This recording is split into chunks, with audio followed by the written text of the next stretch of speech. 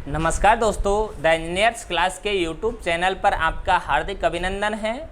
मित्रों, हमारा राष्ट्रपति वाला जो भाग चल रहा है, पिछली जो क्लास थी हमारी उसमें हमने राष्ट्रपति की कार्यकारी शक्तियाँ पढ़ी थी। आज जो हम चर्चा करेंगे विशेष रूप से वो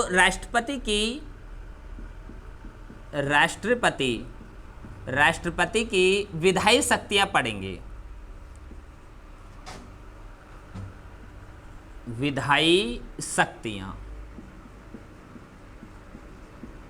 ठीक है। आज जो हम चर्चा करने वाले हैं वो राष्ट्रपति की विधायी शक्तियों के ऊपर करेंगे, है ना। आज की क्लास राष्ट्रपति की विधायी शक्तियों के ऊपर रहेगी हमारी। तो आइए शुरू करते हैं राष्ट्रपति की विधायी शक्तियों को। तो देखिए, आपने एक अनुच्छेद है, बहुत इंपॉर्टेंट एक अनुच्छेद है, बहुत पढ़ा होगा, अनुच्छेद संख्या 85। ठीक है, क्या कहता है अनुच्छेद संख्या 85? तो बहुत अच्छा एक अनुच्छेद है। हर कंडीशन में एक परीक्षार्थी को ये अनुच्छेद याद करना ही पड़ता है। बहुत अच्छा है कि अनुच्छेद संख्या 85 क्या कहता है, देखते हैं। राष्ट्रपति संसद का सत्र आहूत करता है, सत्रावसान करता है तथा प्रधानमंत्री के परामर्श पर लोकसभा का विघटन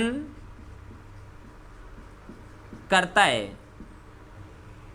ठीक है, देखो क्या कितनी अच्छी बातें हैं जो अनुच्छेद संख्या 85 में लिखी हुई है कि राष्ट्रपति संसद का सत्र आहूत करता है।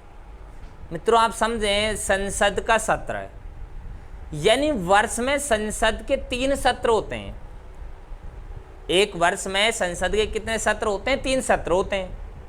तो जो संसद के सत्र यानी लोकसभा राज्यसभा दोनों जब आती हैं सत्र में, जब वो देश के लिए कानूनों का निर्माण करती हैं, तो उसको बुलाता कौन, आहूत कौन करता है? राष्ट्रपति करता है। सीधा से क्वेश्चन आएगा कि संसद के सत्र को आहूत कौन करता है? राष्ट्रपति करता है। अब उसे संसद के सत्र को आहूत करता है राष्ट्रपति, सत्रावसान करता है, उसे समाप्त भी करता है। यानी संसद के सत्र को समाप्त भी कौन करता है? राष्ट्रपति करता है। और प्रधानमंत्री, जो भारत का जो प्रधानमंत्री है, प्रधानमंत्री के परामर्श पर लोकसभा का विघटन करता है। तो एक क्वेश्चन आए कि राष्ट्रपति लोकसभा का विघटन किसके परामर्श पर करता है? तो राष्ट्रपति लोकसभा का विघटन प्रधानमंत्री के परामर्श पर करता है। ये बात अनुच्छेद संख्या 85 में लिखी गई है। संसद के सत्र को बुलाता कौन है? राष्ट्रपति बुलाता है। सत्रावसान कौन करता है? राष्ट्रपति करता है। ठीक है, ये बातें कौन से अनुच्छेद के अंतर्गत हैं? 85। ध्यान देने की बात यह है कि संसद के 2 सत्रों के मध्य 6 माह से अधिक का अंतर नहीं होना चाहिए। ठीक है, तो संसद के जो सत्र हैं, जो 3 सत्र हैं, उनको हम जब संसद आएगी, जब हम संसद को पढ़ेंगे तो उस समय इनके ऊपर चर्चा करेंगे। ठीक है, अभी केवल आप इतना याद करोगे कि राष्ट्रपति संसद के सत्र को आहूत करता है 85 में, सत्रावसान करता है 85 में, प्रधानमंत्री के परामर्श पर लोकसभा का विघटन करता है 85 में। ये राष्ट्रपति की विधायी शक्तियां है। ठीक है, आगे देखें आप। राष्ट्रपति का अभिभाषण है। ठीक है, तो राष्ट्रपति का एक अभिभाषण होता है, और राष्ट्रपति का जो ये अभिभाषण होता है ये किस अनुच्छेद के तहत होता है? तो अनुच्छेद की यदि आपसे पूछ ले एग्जामिनर है तो आपको क्या करना है? 86 करना है। ये विधायी शक्ति है राष्ट्रपति की। दूसरे देखें, राष्ट्रपति का विशेष अभिभाषण है। विशेष अभिभाषण और राष्ट्रपति का विशेष अभिभाषण यदि आपसे पूछ ले एग्जामिनर है तो आप जवाब क्या देंगे? 87। अब ये विशेष अभिभाषण है क्या?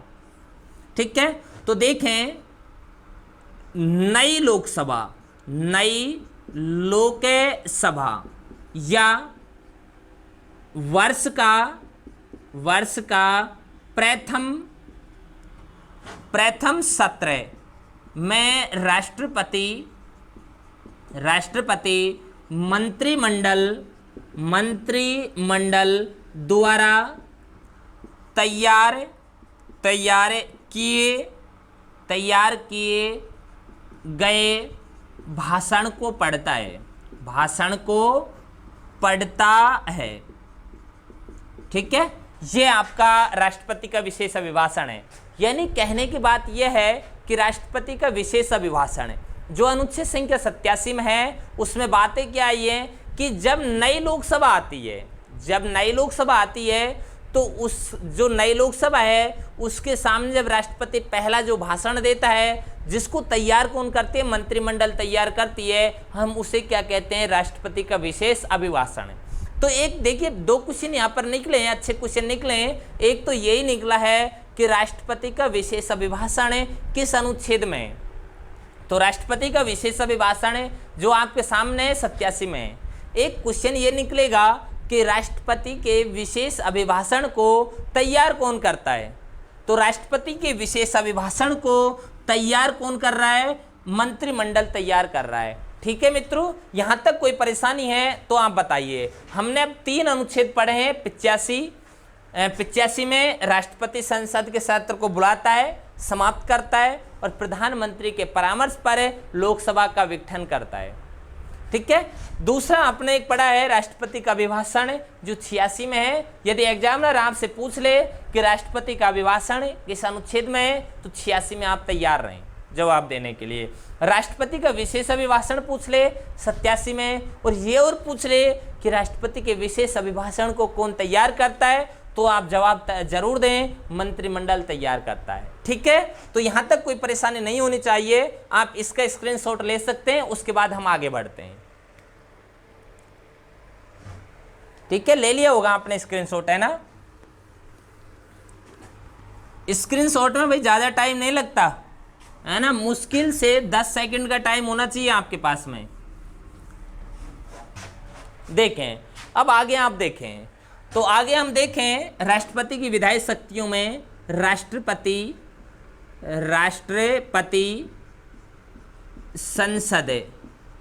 संसद की संयुक्त बैठक बुलाता है। राष्ट्रपति संसद की संयुक्त बैठक बुलाता है। कौन से अनुच्छेद के तहत बुलाता है? अनुच्छेद संख्या 108।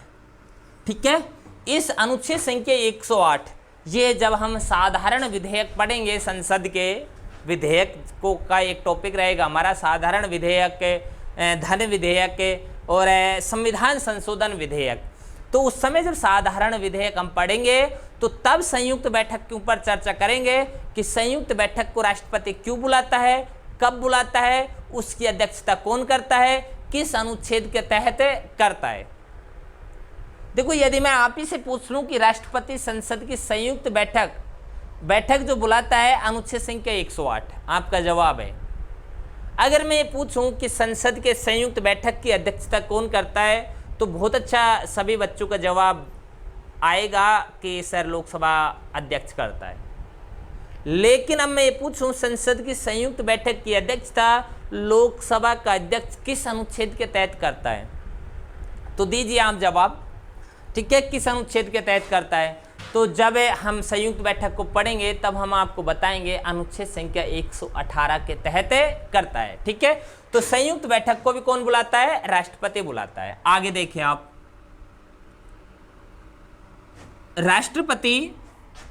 राष्ट्रपति लोक राज्यसभा में 12 सदस्यों को साहित्य, कला विज्ञान व समाज सेवा में जुड़े हुए व्यक्तियों को या विशेष अनुभव रखने वाले व्यक्तियों को मनोनीत कर सकता है अनुच्छेद संख्या 83 के तहत।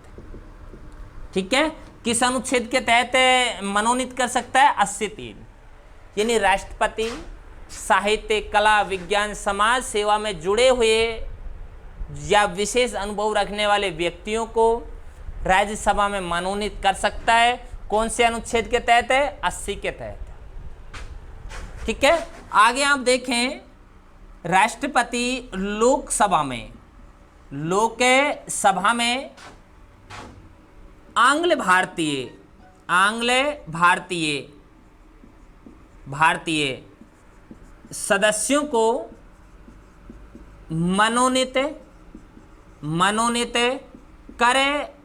करे सकता है। कितने? देखो, सदस्य और लिखें, 2 सदस्य, 2 सदस्यों को मनोनीत कर सकता है अनुच्छेद संख्या 331 के तहत। ठीक है, यानी लोकसभा में भी आंग्ल भारतीय जो 2 सदस्य हैं उनको मनोनीत कर सकता है अनुच्छेद संख्या 331 के तहत। वर्तमान की जो हमारी लोकसभा है उसमें कोई आंग्ल भारतीय सदस्य नहीं है, इसको वर्तमान में हटा दिया गया है।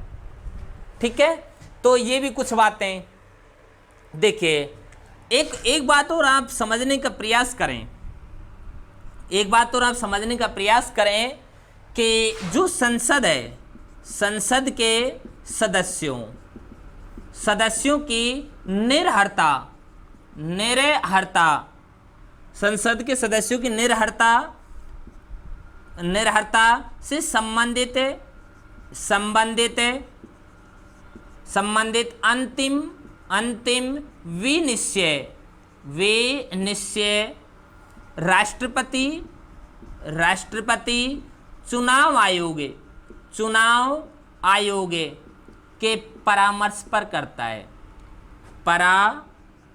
परामर्श पर करता है अनुच्छेद संख्या 103। यानी जो निर्हरता, जो संसद के जो सदस्य हैं उनकी निर्हरता, जिसको आप निर्योग्यता बोल सकते हैं। ठीक है, यानी निर्हरता पर जो अंतिम विनिश्चय करेगा, उनके ऊपर जो फैसला देगा, चुनाव आयोग के परामर्श पर कौन देता है मित्रों? राष्ट्रपति देता है। ठीक है, ये आपकी कुछ विधायी शक्तियां हुई हैं कि राष्ट्रपति संसद की संयुक्त बैठक बुलाता है। राष्ट्रपति संसद की संयुक्त बैठक अनुच्छेद संख्या 108 के तहत बुलाता है। राज्यसभा में 12 सदस्यों को मनोनीत करता है, 83 के तहत मनोनीत करता है। लोकसभा में 2 सदस्यों को मनोनीत करता है, अनुच्छेद संख्या 331 के तहत मनोनीत कर सकता है। और संसद के सदस्यों की निर्हरता से संबंधित अंतिम विनिश्चय राष्ट्रपति चुनाव आयोग के परामर्श पर करता है। ठीक है मित्रों, जो हमारी आज की जो क्लास है वो यहीं पर समाप्त होती है। धन्यवाद मित्रों।